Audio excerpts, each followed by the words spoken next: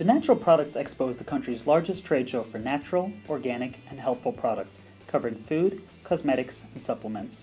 It's held twice a year. The signature event of the two is Expo West in Anaheim, which is more than double the size of Expo East, the event I attended in Baltimore in mid-September. Expo East was a 3.5-day event that featured nearly 1,300 exhibitors and over 23,000 attendees. Food and beverage companies made up the majority of the exhibitors, and of those, most are small brands. Some are bringing brand new products to market, but most have a smaller regional presence and are looking to expand. Larger companies participate as well.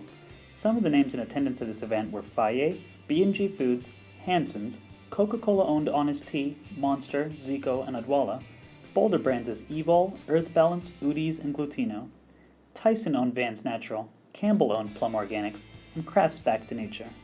For these exhibiting brands, they almost universally made no mention of their corporate parent, as such an association is looked at pretty negatively by the people attending and presenting at this fair.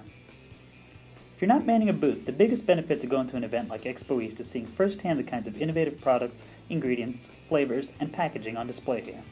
This is a crowd that has always been a few years or more ahead of the mainstream, and consistently ahead of the curve on the health and wellness trends that do catch on, such as Greek yogurt, quinoa, gluten-free, protein, and so on.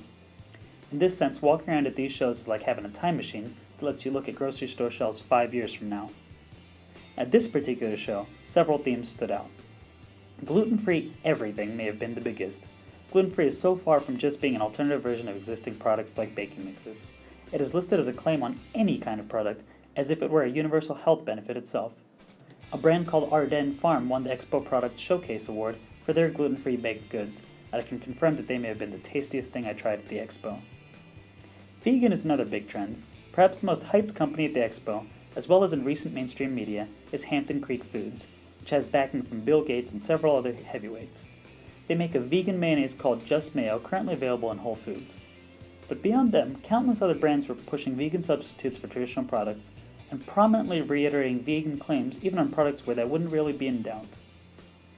The third major claim frequently made across all types of foods was non-GMO, something that's particularly important to this crowd. It may be the principal issue fueling current antipathy towards large food corporations, more so than the sugar or fat content of big food products. The protein craze is expanding into even more categories. I saw protein snacking chips from a brand called Protings, as well as protein pancake mix from a brand called Flapjacked. Several other brands there talked up the paleo-friendly nature of their products. Chia was one of the most common ingredients I saw there, not just for chips and snacks and other food, but also in beverages. Coconut was big too, not just the next generation of coconut beverages, like cocoa water juice blends and protein-fortified coconut water, but also as a food ingredient and for products cooked in coconut oil.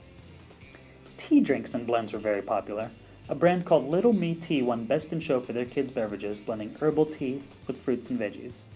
Another Best in Show winner, there were 3, was DB's Specialty Foods, who makes frozen tea popsicles.